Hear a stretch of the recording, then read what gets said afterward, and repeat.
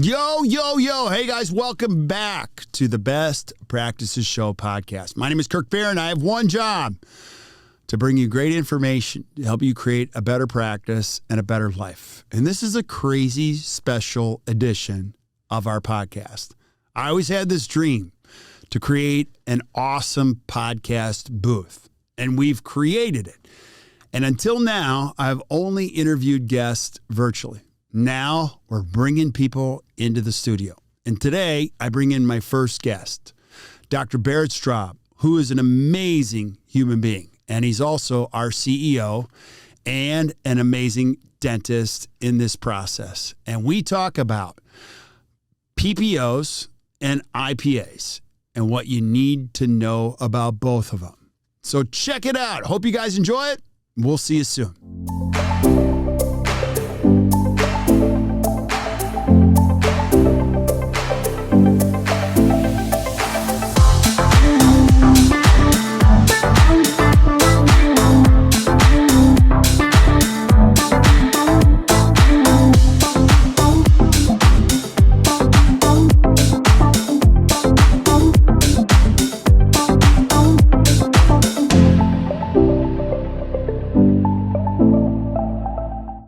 Well, here we go. This is the inaugural. Cheers. Cheers.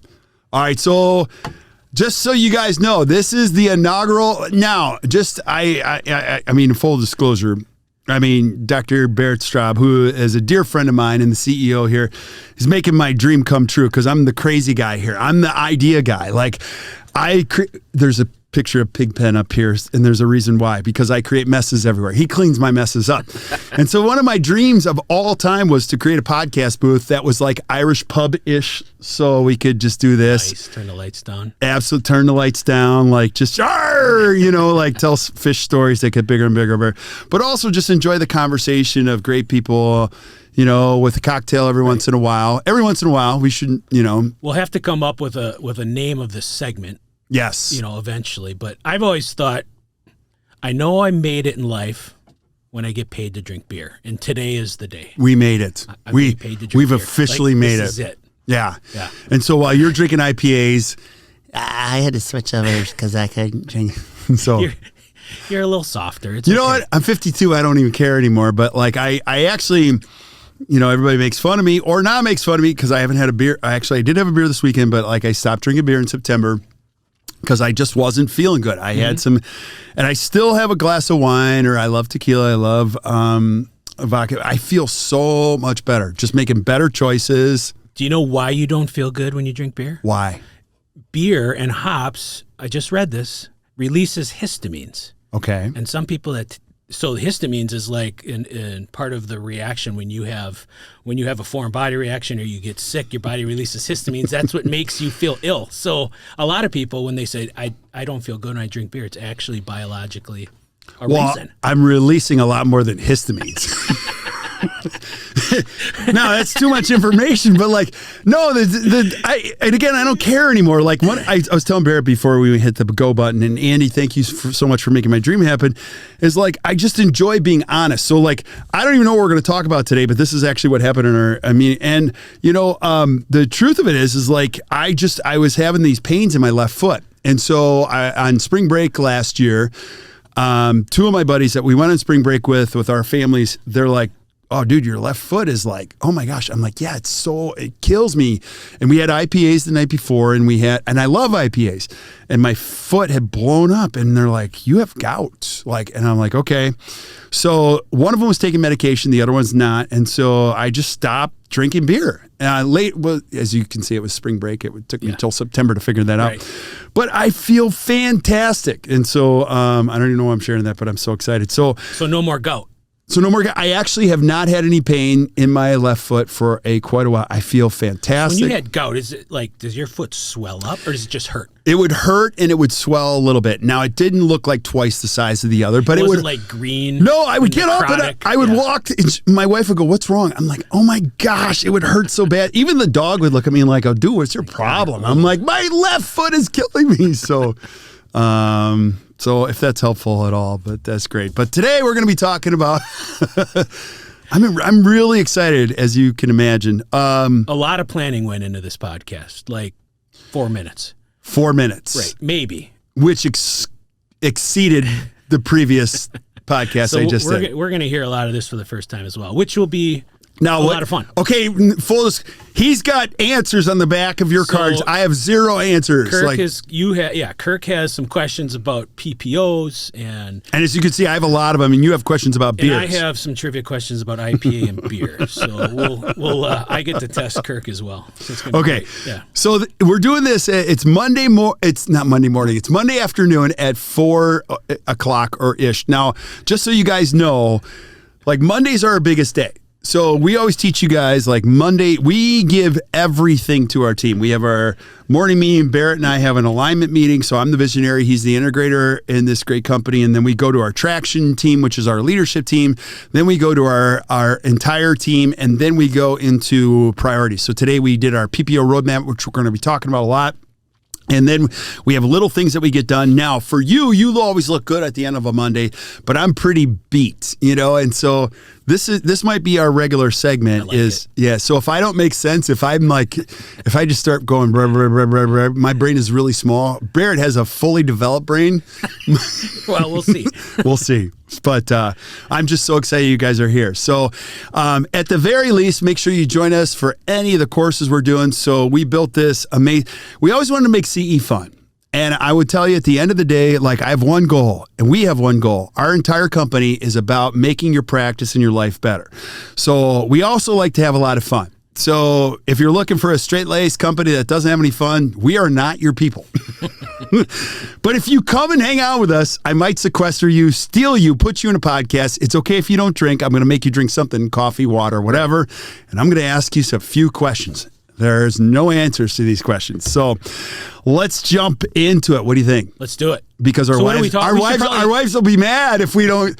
Get ready. This is a 3-hour podcast. Right. We should probably tell the audience what we're going to talk about today. All right, let's go. You go first. So PPO Roadmap. Okay, so we've been working on this for, a long time? Long time. Okay. And tell everybody the genesis of it, how we got started on it. So it's called the Act Dental PPO Roadmap. Yes. We're launching it July 8th. We're going to provide the link of, how to sign up. But really, we want to be able to guide dentists through the steps, the thinking first, the mindset, and then the steps for reducing their dependence on insurance. Right. PPOs are ingrained in the dental industry, and a lot of dentists want to reduce the amount of PPOs, but don't quite know how. And we didn't feel there's a good guide out there, so we said we should create it. Yes, absolutely, and step by step by step.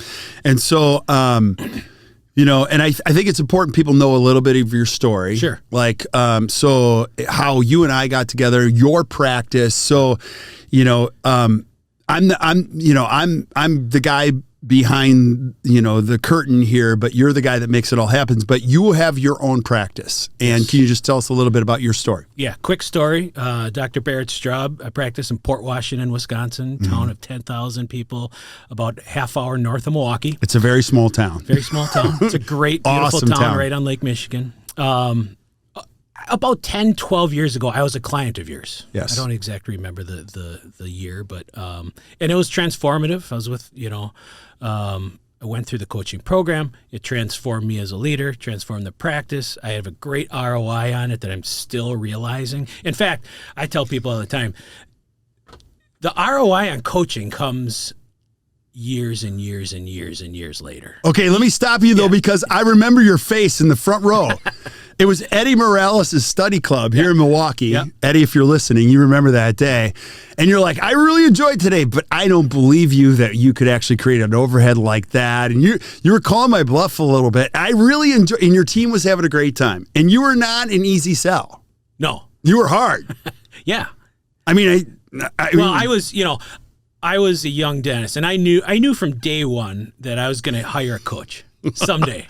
Had you had a coach before that? No. I don't even know. My predecessor, my mentor, did. So when I first joined my practice for about a year before I bought it, we worked with a coach a little bit. Okay. So I had some experience, and I knew I was going to work with a coach, and I had to find the right one. So I was kind of like over the course of 2-3 years interviewing coaches, if you will, not interviewing, but getting exposed to them. And then every coach, it was money, money, money, money. Right. It's all about production, all about money, and I like money and I want to make as much as possible. But then I heard you and I'm like, oh, this is my guy. Because you talked about being a leader, being a dad, being a good person. Right. And I'm like, okay, this Kirk guy, he fits my core values. So I made it through your interview. You did. In full disclosure, you suck at interviewing.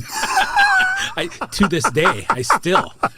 No, just to have fun, because Barrett and I have had many, I'm like, you got to do the interview. You do the interview. You do it. You do it. You're a good human being. You're an exceptional human. But so I made it through. Did coaching, loved it. And then one day, I don't know, we reach out, we kept in touch a little bit, and you're like, dude, I just moved back to Wisconsin. Let's have lunch. I'm like, no kidding. So we had Water Street Brewery, Grafton, Wisconsin. And I don't know, came up at lunch, you're like, you should start working with us. I'm like, I would love that. Yeah. So we started speaking a little bit and getting my feet wet in ACT, and then all of a sudden it just kind of we became a fit as a leadership team, and a lot of things led to another, and stars aligned, and here I am. Yeah. And I love every minute of it. I do, and I love every minute of it. You know how I always say this, God is always looking out for me. I don't think for a second that any of this is an accident. I really do. It's a God moment that. It's funny to call going to Water Street Brewery a God moment, but hey, it was a God moment. It works. Yeah. He's always looking out for me. Yeah. God is good all the time. So when I met you, and then so many things have evolved in this whole process. And so if you guys have read the book Traction, please read it, or you read any of the books that Gino Wickman has, you'll see why this relationship works. Barrett he's the straight man. He understands it. He also gets the vision. I can be absolutely crazy at times, and he'll go, calm down, breathe in, and he makes it all happen. Well, it's so interesting because, a lot of the people listening are leaders, own their own practice, are leaders in their own right. And we as leaders have, we have egos, we have pride. And I think sometimes we tell ourselves, I should or can be all things, all people. Right. I should be the leader that can be a visionary and the implementer, the execution. And what I've learned through this is no one can be everything. Right. No one can be perfect at all phases. And when you surround yourself with the right people that have skill sets that kind of fill in your blind spots, it's amazing. It is amazing. Not only can you accomplish more, but work is just more enjoyable. Yeah, absolutely. And you'll see more of this because we're going to do more and more of this. Our one goal, we have one goal. You guys keep showing up at the podcast. Even if you're a young dentist and you're like, crap, this is hard. I have a lot of debt. Listen, we got your back. We got you. Just keep showing up, because all of this stuff that you experience, we want nothing more than you to have a great practice and a great life. And I get it. I've screwed up more than anyone listening. I have done the stupidest stuff ever, and we could probably make a whole podcast out of that. You're like, but let's not. Or maybe we will. I think we should. I think it would be good. I don't care anymore, so it's all good. But the vulnerability piece is running a business is freaking hard. Yeah. You run 3 businesses. Is it easy? It's really hard. Wait, tell us more. What do you mean? Tell us more. Well, being a leader is hard. Yeah. Running businesses is hard because it takes constant effort, constant attention. And I love being a leader. Yeah. Because I want that. God built you for that, I believe. And it is hard to be the person that needs to have the answer. Because when you sometimes don't have the answer. It's okay. It's okay not to have the answer. Absolutely. You just have to be vulnerable enough to admit it. Right. And ask your team or those looking to you is I don't know, but we'll figure it out together. 100%. 100%. And this is a joke, but it's not a joke, that without a Barrett Straub, I would just be that crazy uncle that you guys would meet at Christmas that has a new idea all the time that you just stop listening to after a while. You're like, I'm just going to stop listening to that guy because every time I see him, every Christmas, he's got a new idea and he never does anything. So, your amazing skill set is ideas and vision. And we talk a lot, you and I, about you're going to have 100 ideas a week.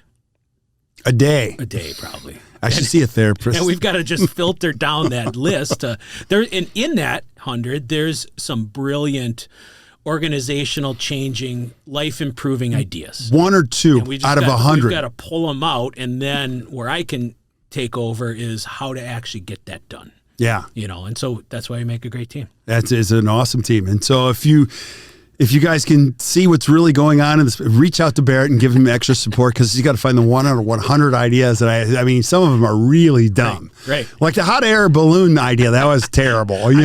I still like it. You're lying through your teeth. All right, so let's get back to the task at hand. PPO roadmap. All right, or else our wives are going to kill us.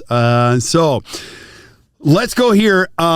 So just to tell you guys what we're up to, we have been working on this for a very long time. 25 years of doing this. We have been over and over and over again.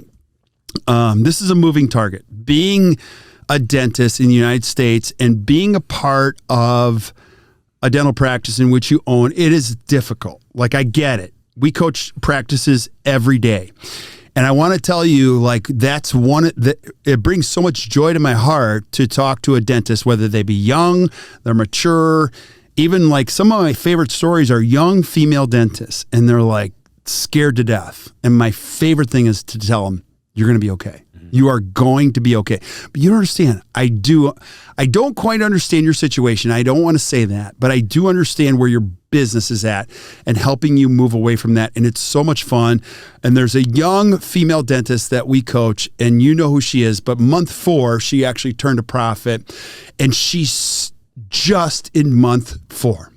And our game forever is to create leaders who create other leaders to protect this great profession. And a big piece of that is understanding how to run a business and how to get out of PPOs. And so I want to start here, so as you guys can see, look at this. So I got a little goldfish thing going here. I got all the questions I want to ask Barrett. So settle in. This is going to be a 5-hour podcast. I said 3-hour, but I'm going to change it. So this morning in our team meeting, so our coaches are amazing, and I was writing as they were talking, you brought this up.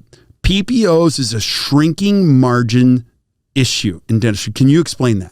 Yeah, absolutely. First, I think we have to say that when we brought the PPO roadmap to the public, or it will in July 8th, we brought it recently to our clients, but we by no means are anti-PPO. Not at all. We are pro-insurance independence. And so sometimes the narrative in dentistry becomes, you got to cut all your PPOs. You got to become fee-for-service. It's the only way to do it. Right. And we love fee-for-service. I personally have been doing it my whole career.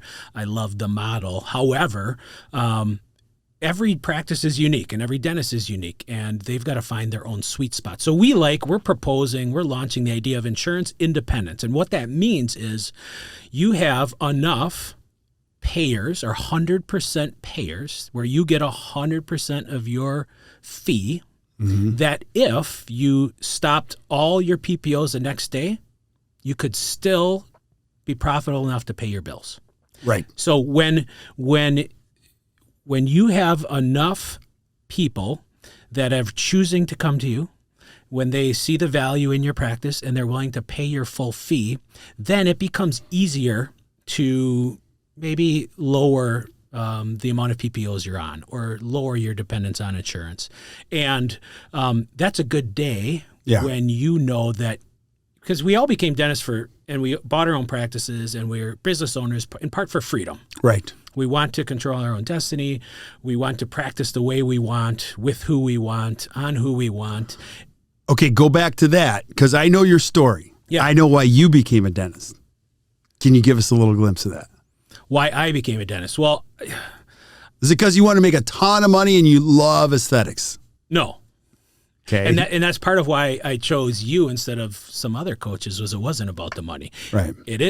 I want to make a good living. Right. But I just want to impact lives. I want people to look and say, yeah, Barrett's a good guy and he helps people, and the world's just a little bit better place because I walked in it. And that's kind of my goal. And dentistry is an amazing opportunity to do that. I mean, if we really think about the number of lives we can impact, right, small impact to great impact, every day we come across so many people. It's a great profession. Yeah. And I'm going to paraphrase the story and totally butcher it, but one of your best buddies, yep, his dad was a dentist. Yes. And Grew up across the street from Dr. Mark Matera. why? What did you see in him that made you even consider dentistry? Well, I always wanted to go into medicine or Okay. some healthcare, and I grew up across the street. I was in Dr. Matera's basement, hanging out with Tony, and I'm like, he lives a really good life Why? because he's around his kids. Yeah. And he's going, he coached our softball team, and he was around. Right. And I was weighing medical school versus dental school, and even Yeah. one of my buddies whose father was a physician, he said, my dad's not around a lot. Yeah. He said, just weigh that. My dad's gone a lot. And, Yeah. I saw Dr. Matera, and he's around all the time. And I said, that's more of the lifestyle that I want. I love those stories because typically if you're listening, you chose dentistry for a similar story. It's never usually a monetary or there's a person. There's a person at the crossroads. There's a person that pushes you in that direction. You're like, I knew so-and-so, and there's just something about what he or she had. I had to have it. I had to have it. And so I love it. I love it. I love it. And so go back to the freedom thing. And so one of the things you mentioned in our team meeting, which I freaking love, I actually wrote it down. So let's talk about this. You talk about the shrinking margin for the high. Now you said that you're going to get in the high volume game. So this is why I need notes, because this guy, whenever he talks, I'm like, holy crap, that's really good. I got to write that down. You said you're going to get into the high volume game if you're a single doc or if you have a private practice. You're also going to have less capacity. And then you also have more competition in high volume. Can you explain those three axioms? Yeah. So if you think about it, just from a purely economical philosophy, Okay. the only reason that we give discounts in any sort of service or any product for that matter, which when you sign up for a PPO, you're saying, I accept a 10, 20, 30, 40% discount. I'm going to write it off. Right. And I'm willing to do that because the belief is that the volume of new patients or the volume of people accessing my practice because I'm on the list will outweigh the write-off. Right. Okay. That, by definition, is a high volume method. Right. Okay. So whether dentists know it or not, or made a conscious decision or not, they're in the high volume game. Now, why is a high volume game going to be challenging? We know a few things. One, we have a shrinking margin. Right. So every business is looking at, I either sell a service or a product, and there's a margin on profitability. And every business, I don't care who you are, is trying to increase that margin so your profitability goes up. Yeah. In the dental PPO world, the margin will decrease from here on out. It's only going to get lower, and let me tell you why. One, what do we know from history? The dental and reimbursement from insurances is shrinking. It's not going higher. Right. It's going lower. Right. And what's happening to our costs?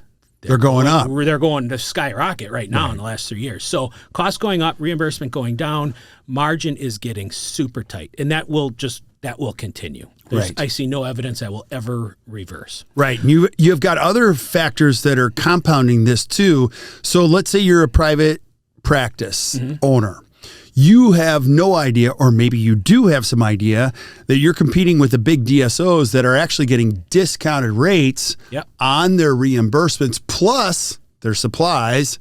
They don't pay the same for you don't pay the same for your supplies as they pay for their supplies, correct? Yeah, absolutely. So when you're in the high volume game, that's where economies of scale matter a lot. Right. And so when DSOs and some of the big box dentals, they have economies of scale and efficiencies because of their size that it's just going to be really difficult to compete with in the volume game as a single or two dentist practice. Right. But we're not going to leave you there, because here's what most people do. They leave you there and go, it's just going in that way. Yeah. I don't believe that for 1 second. Absolutely. What I believe, and what I know you believe, is you can actually make more. You can actually work less if you know what you're doing. And that's what we're talking about. We're talking about a roadmap. Now, I get it. If you're listening, you're like, okay, I get it, but I don't know how to do this. Don't worry. We got your back. We're going to help you every step of the way, because what we're going to show you is you don't have to build 4 more ops. You don't have to build a second location and a third location and a fourth location to hopefully get the end result that you're hoping so that you can get out of this. You can actually do extremely well and get paid full fee for what you do, even if you don't believe it right now. Absolutely. If you just stick to the rails, correct? Well, yeah, absolutely. And if you think about it, once you're in this vicious cycle of the high volume game, it's hard to get out. Right. Because you're working harder because you have all these patients that you need to see, and you got to see a lot of them because you're writing off 30%. Right. Okay. And when that happens, a patient that has no insurance, that wants to pay you full fee, they can't get in for 6 weeks because your new patient schedule is booked out. Right. So they go elsewhere. And so it becomes harder and harder and harder to break out of that, all the while your margin is shrinking. And so if, dentists, we need to stand back and look at our practices as if we're a third party looking at it and say, some of this stuff doesn't make sense. Right. I have to think smarter and think differently about who I allow in my practice and the business strategies so that I can increase that margin. It doesn't mean you got to cut all your PPOs ever. Right. But the roadmap's going to show you how to identify maybe some that shouldn't be on your list so that you can become a little more independent of insurance, see more people that are going to pay you 100% of your fee, and then you can work a little less and a little easier and be a better dentist and a better dad and a better leader because you're not running with roller skates on. You're talking my jam now because I'm so glad you went that direction because the whole idea is, listen, you guys stick to the rails, follow the PPO roadmap. My big thing is time. Mm-hmm. Being 52 years old, I said this week. I used to watch Days of Our... Actually, I never watched it. I just sat on the floor while my mom had Days of Our Lives playing. And they had the hour, the hourglass going, and at the top of the show, you always had all the sand, and it was at the top, and I thought, gosh, this is going to go on forever.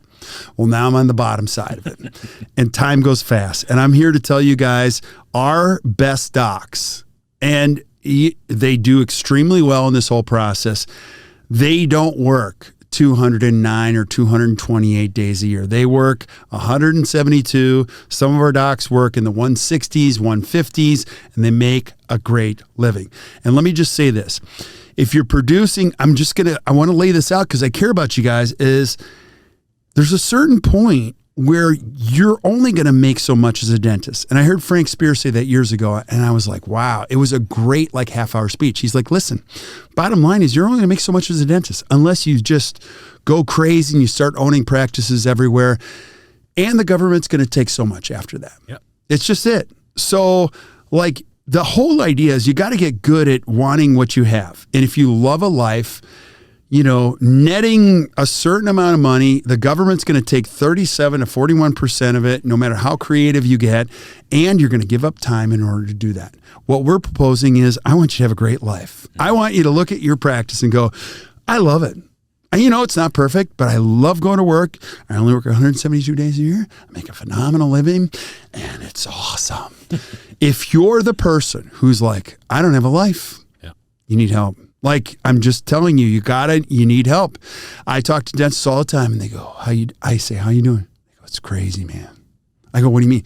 It's awesome. It's crazy. I'm crazy busy. I'm so how you doing? I'm working 5 days a week, man.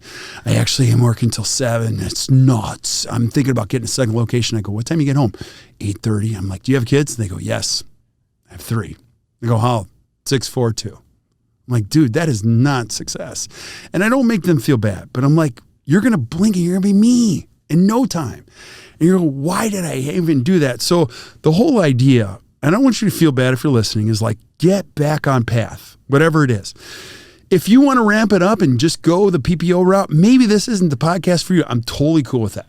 But what we're going to propose here, and we're going to give you a free download at the end, where you can download it, and we're going to walk you through it. We got your back. We're going to spend a lot of time showing you how to go through all this, is that you're going to be able to compete in the private area. Now, I want you to describe this because I showed you my slides before we went live on the masterclass. And I had it, PPO participation, then I had accepting assignment, but submitting, and then not accepting assignment. Yep. Can you explain that? And you simplified it. Yeah, for our roadmap and our definition, we define fee-for-service. There's a line between fee-for-service and PPO. So fee-for-service means the patient's going to pay you 100% of your fee. Okay, pause right there. Because that needs a lot of explanation. Yep. So obviously when you're on a PPO list, when you're contracted, you've contractually obligated to write off X percent according to their fee schedule. Okay. Okay. So first things first, every dentist listening, you need one fee schedule. So you've got to just make sure that you got one fee schedule. Your team bills out your full fee. You write and you note and you collect the data of the write-off, whether doesn't matter how much it is if you're contractually obligated to do it, because you need to know what it is.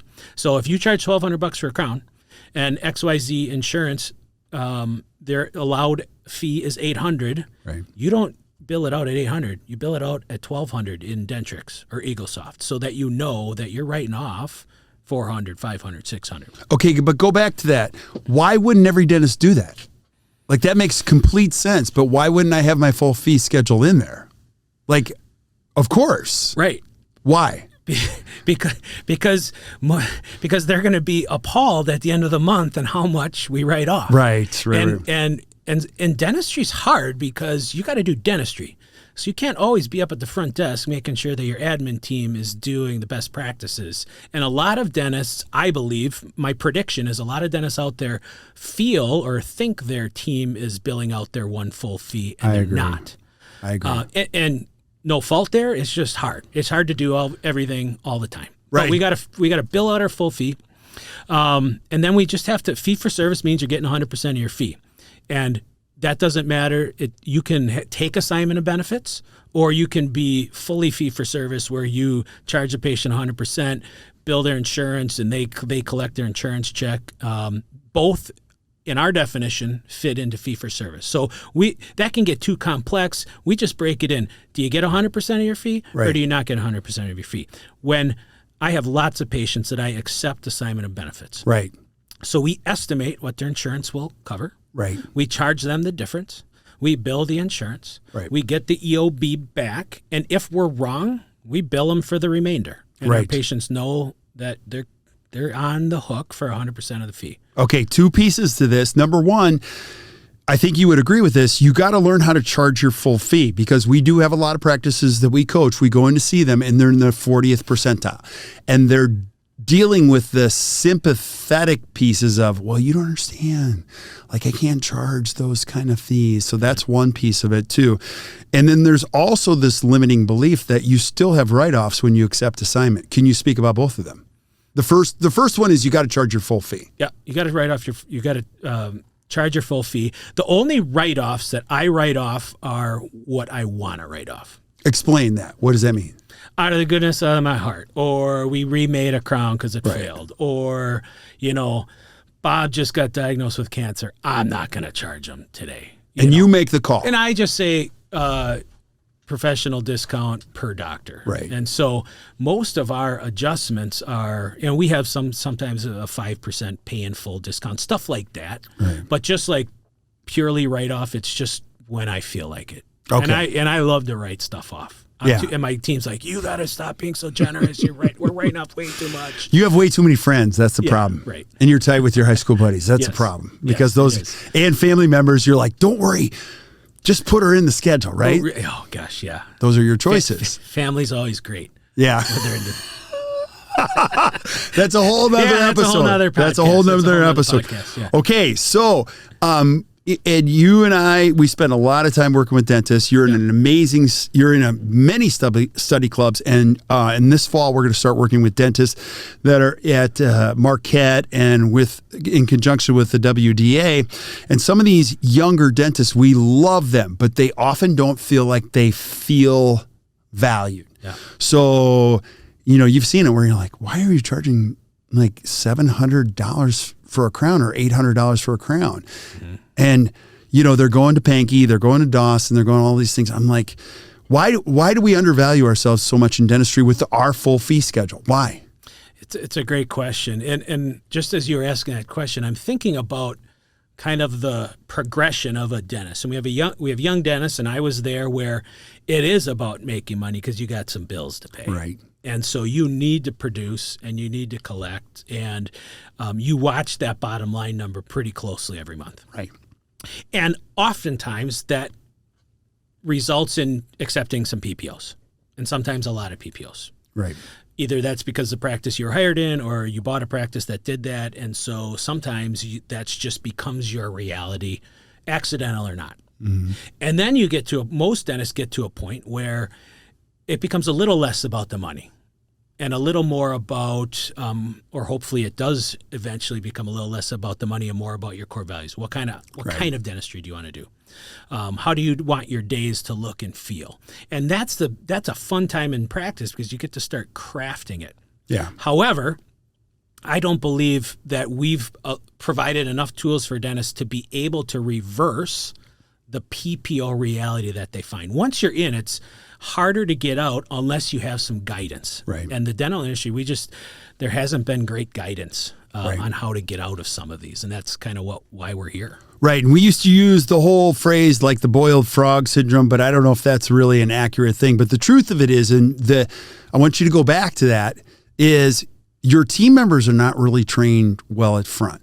So you go in with full good intentions, and then you get on a whole bunch of PPOs, and all of a sudden the phone calls come in, and I'll be one of the team members at the front of, I just don't like your head spinning around with green puke coming out because you see these empty chairs. So I feel the pressure of fielding these phone calls and flooding your practice. And what you don't know is that you're flooding the practice with more and more of these patients. And before you know it, you look up and you go, holy crap, I wrote off a third of what I produced last year, which in reality means you worked 1 out of every 3 days for free. Now let that sink in. We're not going to leave you there. We're going to get you out of there. But your team members don't know any better because they know how important it is to fill a chair. And they have to be trained on this, right? Yeah, absolutely. And what you just said there is so powerful. So I just want to pause there. We hear dentists all the time talk about, I produced this. I had 52 new patients last month. I just have people breaking down the door. But we know then we look in the numbers like, you're writing off 35% of every dollar you produce. Right. And part of me says you'd be better off, at least to start, cut a day. Yeah. You can make the same amount 100% by working 3 days a week instead of 4. Yeah. Cutting those PPOs, getting rid of that discount. And we're not saying do that, but the math doesn't make sense, right? Yeah. I'm going to continue to work harder for decreasing margin. And when you have decreasing margin and you have all these PPO patients coming in, you have less capacity for the 100% payers. It's getting more and more competitive, and it just becomes harder and harder. And so we watch dentists all the time chase production, chase new patients without looking at the adjustments in the bottom line and really doing business thinking. How do I work less and make more? Or how do I just work smarter and make more? Right. Or how do I, time is the new rich, as you like to say, how do I create more time in my life and make the same? Yeah. Or create a lot more time in my life and only make 5 or 10% less. Right. But that 5 or 10% allows me to be an amazing dad, husband. I mean, these are the kinds of things, life-changing scenarios that I think this roadmap's going to help some dentists do. Oh, I don't think, I know. Yeah. Because this is a lifelong effort of ours. This is not like, we're going to try something new. We spent so much time. This is 25 years of me doing this, and I love hearing your story. I love hearing other people's stories. And at the end of the day, it is life. Now, you're how old? You told me you're 40. 45. You're 45. I'm 52. If you guys are listening, you're all at different places. I'm officially on the back 9. Yeah, like 12th tee. No, I'm not. Well, okay, let's not go that far. Okay. I'm just teeing off. 11. I'm just teeing off. Fairway. Yeah, I'm at the turn. All right. I'm at the turn. I just had a salad. All right. Yeah. Right. Which has never happened on a golf course. Okay, so listen. But you start to realize, like, I have less time in front of me than I do behind me. And now, like, my choices are different now at my age because they have to do 2 things. They got to bring me joy and they got to give me time. That's all it is. The money thing, it's all great. Everybody wants to make more money. It's okay. But I think if you're listening to this is like, okay, how do I create a great practice and a great life? And your point is exactly right. I get these stories. I had a dentist come up to me in Minnesota. And I'll never forget this. He's like, I produce $4 million a year. And everybody had left the room. Now, what's really interesting is being a speaker is the person that asks you the last question is always the most interesting because they don't want anybody else in the room. Right. It's like, I need your time. And so I sat there for 20 minutes and he's like, yeah, but my overhead's 80%. Now, you don't need to be an expert to know that nothing good's going on there. And there's no fun. He needs every crown, every day, all the time. And he's got a lot of PPOs. And he didn't share with me his write-offs. I'm wishing everybody well, but there's a certain point where you build a machine and it's just not who you want to be. Mm-hmm. And what we're proposing is like, you don't have to get off of PPOs, but if you're in control of your destiny, it's amazing. Now, I can already see how this is going to be a 30 podcast episode, but I want you to talk about this one, which our coaches brought up, which comes back to the core value issue. And so we asked our coaches this morning, like we went through all the details because we've been working really hard in this PPO roadmap. And one of the things we asked in our morning was like, okay, tell us the why. You guys are talking to dentists every day. And one of our amazing coaches goes, listen, this is the big issue is they go into dentistry and they really want to serve. And then they struggle between serving and getting paid. Can you talk about that? Yeah, absolutely. Serving the public doesn't mean giving it away. In my opinion. Right. So there is a mindset, there is a way to serve human beings by giving them great oral dental care and being a great provider. It doesn't mean we got to do it for 30, 40% discount. Right. Free dental care doesn't equate to serving the public. Right. Okay. A misnomer that I feel is that we in dentistry feel because patients call up and they say, do you accept my insurance? Right. We automatically feel like if we said no, they're going to go away, or that insurance is crazy important to them and that they have to. And why is that? Because we've been ingrained through medical insurance that we can only see doctors if they're on our insurance. Right. And in medicine, that's largely true. Mm-hmm. It's not the case in dentistry, but the public is that's how we think. Right. Okay, so the fact is that patients don't know what else to ask. Right. So they're based on medical insurance. That's how they ask the question when they come into the dental office. And so your dental team, because they don't know any better, they feel, oh my gosh, they are very important. They're very focused on insurance. Dentists feel that way. The truth is, I think it's further from the truth. When that same patient goes to the Home Depot and buys a refrigerator, they know they're paying 100%. Absolutely. When they go to the Ford dealership and buy a car, they know they're paying 100%. Right. They just don't ask the right question because they don't know what they don't know. Right. And so I think we as dentists do have that guilt about we do live good lives. Right. We are blessed. We do make an above average income. And there's some, for whatever reason in dentistry, I think it's more than others. There's more guilt. I think that's because it goes back to what you just said, that most dentists, it's not only about the money. Right. There's other reasons there. And because it is a service and it's a profession and it's healthcare and there's some ethics and morals that need to be ingrained there. It's not just about selling widgets and making as much money as possible. Right. But that guilt is real. We have to be a little more rational and logical about it, in my opinion, and say, I can do great service without giving it away. I totally agree. And we've been blessed. We're not the biggest coaching company ever. Our company is actually fairly small in comparison to some of the big names. And we're not looking for everybody. We are looking for a specific type of dentist. So usually the lifelong learner who cares about their patients, their team.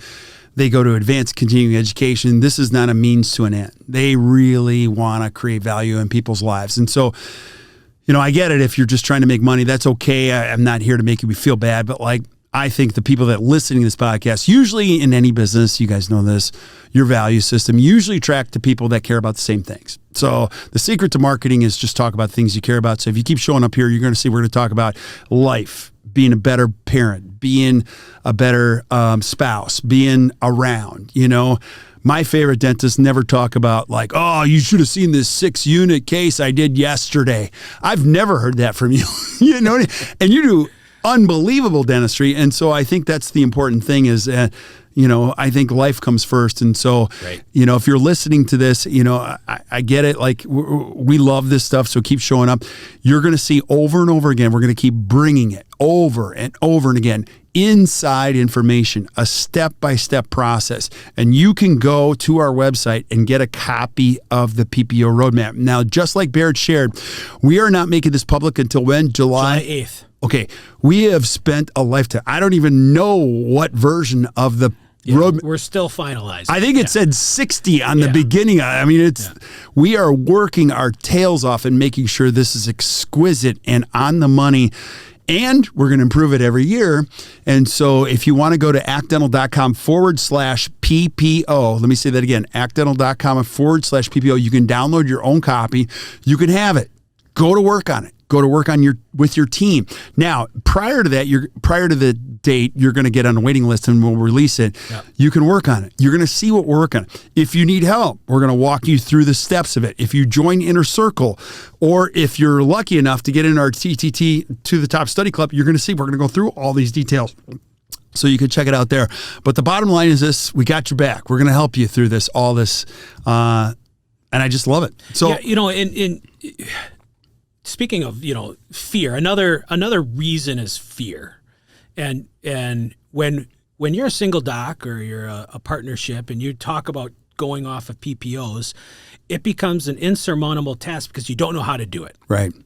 And sometimes leadership's a little lonely and you fear the ramifications. Right. But you can easily get rid of fear by having strategy, by having knowledge, by having a step-by-step process. And so one of the things I love about our roadmap is you don't cut any PPOs until very late in the process. Right. And so the roadmap's going to walk, dentists through what data to collect.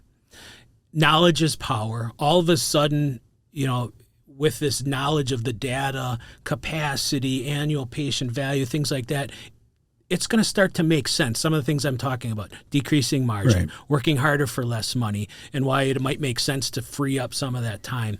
It's going to start to make sense. And then all of a sudden, that last step of I'm actually going to get rid of my worst 2 performing PPOs, it becomes a very easy decision because you've collected the data. You've made some procedural operational changes that set your practice up for success. You've ranked your PPOs and you know which ones are your worst performing. You've trained your team. You've calibrated on mindset.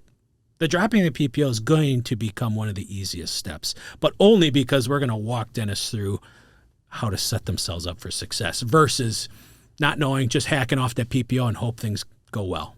I love this. This is going to be so fun. We're going to do this every Monday. Sounds good. I just told you for this. So we got to tell Katie, you're going to wait. As you can see, I went through 2 of my 14 cards and you have 4 of them. Yeah, well, just fun. Oh, come on. So that's a hard I'm one. drinking an IPA here. Okay, wait. It's called India Pale Ale. Okay. Oh, yeah. So I just gave the question. India Pale Ale. You're 1 for 1. Yeah. I'm 1 for 1. India Pale. But why do they call it India Pale Ale? Do you know why it got its name? Oh, I even guessed what question number 2 is. Yeah. No, I don't. Why is it called India Pale Ale? Okay. So we're back in the 1700s. India is a British territory. Okay. There's British soldiers there. There's shipped beer there. Did you look this up today? I knew it, but I had to get my facts perfect. So I did Google it.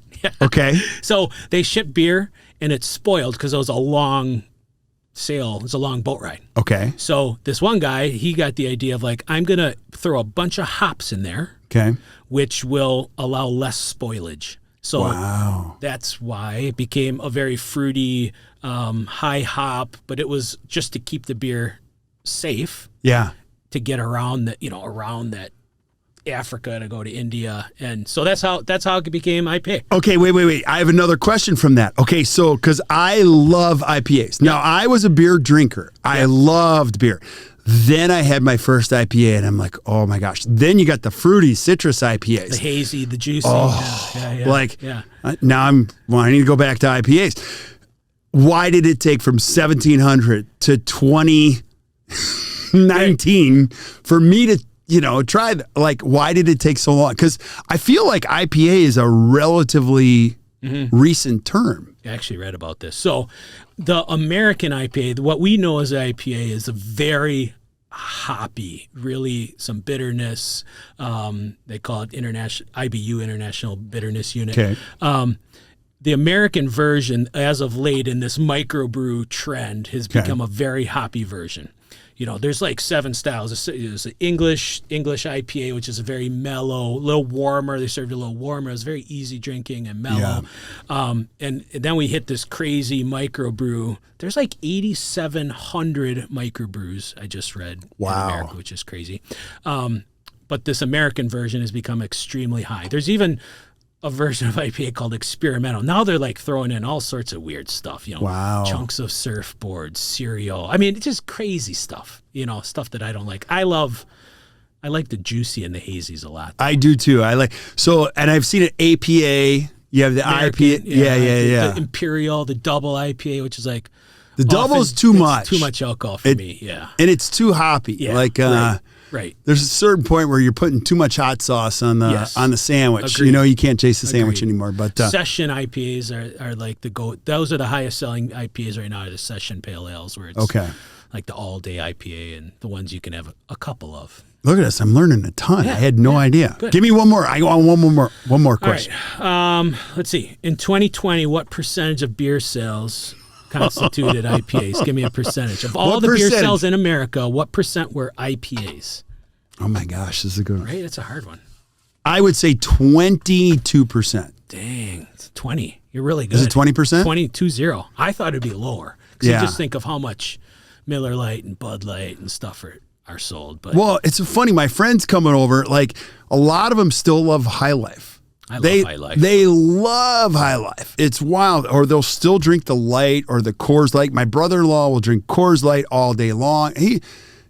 So as much as I think IPAs are changing the market, it's very interesting. Yeah. Yeah. I love this. I'm learning something. We'll do some more beer trivia next time. All right. We're going to bring new stuff. We'll do like trivia on Busch Light. How about that? Pick another. No, we'll do pick another brew. Awesome. I have absolutely loved this. This is awesome. So I hope you guys have enjoyed it as much as us. And I can't say enough, but thank you guys for tuning in to the Best Practices Show. We're just getting started. This is going to be amazing. And you're going to see we've got an incredible lineup throughout the next couple of weeks. We have some really, really big names, which I'm crazy excited about. And then Barrett and I will continue our end of the day, Monday. Happy hour with ACT. We'll figure out a segment name here. Yeah, I don't love that one. True. We'll come up with something. But what you guys can't expect is what we've shared all along. We're going to have your back the whole time. If you're a dentist and you own your own practice and you truly want to practice the way you want to, we're going to help you through this with the PPO Roadmap. So again, you can check it out, www.actdental.com/PPO. Check it out. Download your own copy. If you want help, reach out to us. We're here for you. So until we see you guys next time, keep watching the Best Practice Show. You guys have a great day.